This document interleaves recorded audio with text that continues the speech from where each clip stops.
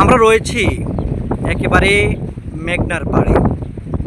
বঙ্গোপসাগরের যোগসূত্র যার সঙ্গে তৈরি হয়েছে এই মেঘনা নদীতে, মেঘনা নদীর পাড়ে বা তীরে ভিড়ে আছে শত শত মাছ ধরার ট্রলার।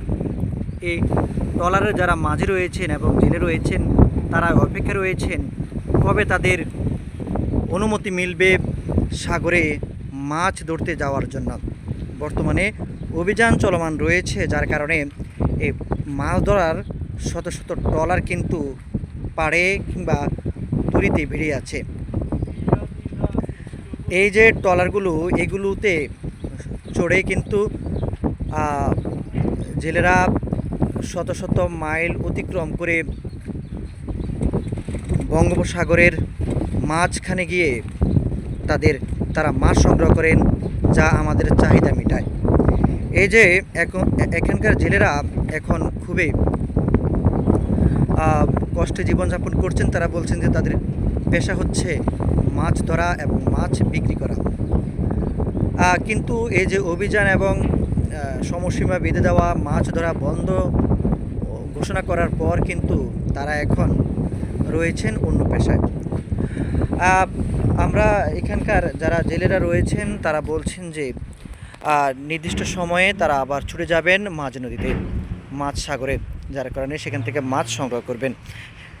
এই যে ট্রলারগুলো যেগুলো দিয়ে তারা মাছ শিকার করেন, সেই ট্রলারগুলো আমরা এখন দেখাবো। বিশাল আয়তনের এক একটি ট্রলারের সামনের অংশ একেবারে উঁচু এবং লম্বাটে। এখানে আমরা অ্যাম্বুলেন্সে যে ইমার্জেন্সি হর্ন থাকে সেটাও এখানে দেখা যাচ্ছে। তারা জলসীমা অতিক্রম করেন এবং বাংলাদেশ সীমানায় তারা মাছ ধরেন। এই যে এখানে ঠিক মাঝি বসেন, যে মাঝি তার কাজে হচ্ছে নৌকা ট্রলার নিয়ন্ত্রণে রাখা। লাইফ জ্যাকেট রয়েছে, একই সঙ্গে এখানে বিশাল জায়গা রয়েছে তারা থাকার। এই জায়গাটায় তারা মাছ যেগুলো ধরেন সেগুলো এখানে রেখে মূলত যারা মাছ শিকার করেন তাদের জীবনযাপন থাকে খুবই কষ্টে। তারা 1 মাস কিংবা 2 মাসের জন্য একেবারেই চলে যান মাছ সাগরে, যেখান থেকে তারা সেই মাছ ধরার পর এক একটি করে তারা মাছ সংগ্রহ করেন।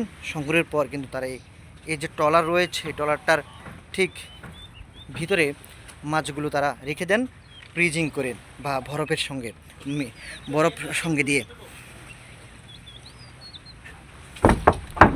তারা এখন এই যে ট্রলারগুলো রয়েছে, ট্রলারগুলো এর ফাঁকে তারা একটু মেরামত করবেন, যার কারণে তারা এই কাঠ নিয়ে মেরামত কাজ করছেন। জেলেরা যারা থাকেন তারা কিন্তু এই জায়গাটায় তারা থাকেন, এখানে থাকেন। এখানে কল রয়েছে পানি তোলার জন্য এবং তারা এখানে বসবাস করেন। প্রত্যেকটি কক্ষ হচ্ছে এগুলা। এই কক্ষে মূলত তারা থাকেন, উত্তাল নদীতে তারা জীবনযাপন করেন, ঘুমান। আর যদি বলি, তারা নানান সময়ে মাছ ধরতে গিয়ে নানান সময় বিভিন্ন ধরনের এই যে জলদস্যুদের মুখোমুখি হন, বিভিন্ন দুর্বৃত্তদের মুখোমুখি হন। সেগুলো থেকে মূলত তারা সেরে ওঠেন এবং আমাদের জন্য তারা মাছ নিয়ে আসেন মধ্য সাগর থেকে।